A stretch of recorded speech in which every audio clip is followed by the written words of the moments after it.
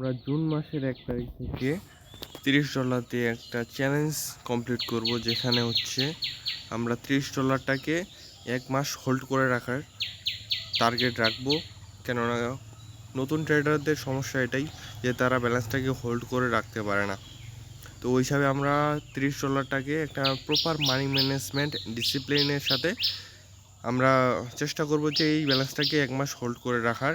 তো 30 তারিখ থেকে আমরা এই চ্যালেঞ্জটা শুরু করব।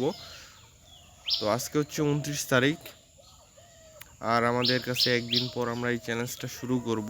তবে দেখব, আর এখানে মানি ম্যানেজমেন্ট শিট এমন থাকবে, যদি আমাদের টানা 30 দিন লস যায় তবেই আমাদের হচ্ছে ডলারটা একেবারে সম্পূর্ণ লস যাবে, অন্যথায় ডলারটা আমাদের থেকে যাবে, সমস্যা নাই।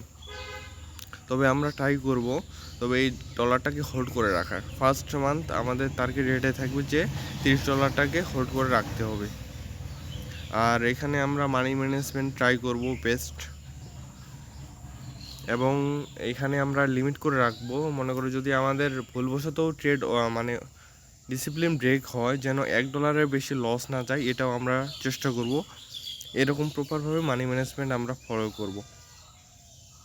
তো 1 তারিখ থেকে আমাদের জার্নি শুরু হচ্ছে, এবং আমি প্রফিট করতেছি কি না লস করতেছি সবগুলাই আমি সেটা হচ্ছে ভিডিওতে দেখাই দিব লাইভ প্রুফ অনুযায়ী, যে আমার ব্যালেন্স কত আছে, আমি কত ডলারের রিস্ক নিচ্ছি, কিভাবে না নিচ্ছি, সব কিছুই আমি দেখাবো ইউটিউবে। তো প্রত্যেক দিন আমি রেগুলারলি ভিডিও ছাড়বো, দেখাবো যে আমি কিভাবে ট্রেড করি, কিভাবে এটাকে ম্যানেজ করতেছি। তো 30 দিন চ্যালেঞ্জে তোমরা যদি স্টার্ট করতে যাও, তাহলে আমি বলে দিব হচ্ছে কিভাবে আমি নিজে মানি ম্যানেজমেন্টটা করব, এবং তোমরাও কিভাবে করতে পারো। তো ওই হিসাবে আমি বলে দিব যে কেমনে কি করা যায়। তোমরা শুধু কমেন্টে বলিও যে আমি করতে চাই, তো ওই হিসাবে আমি বলে দিব তোমাকে যে তুমি কিভাবে করবা, অথবা আমাকে টেলিগ্রামে নক দিবা, আমি সম্পূর্ণ বলে দিব।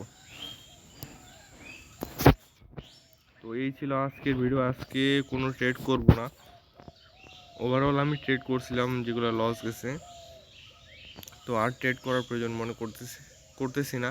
তো যেহেতু আমরা সামনে মাসের 1 তারিখ থেকে, অর্থাৎ একদিন পর আমাদের চ্যালেঞ্জ শুরু হবে, ওই হিসাবে এখন ট্রেড না করাই ভালো।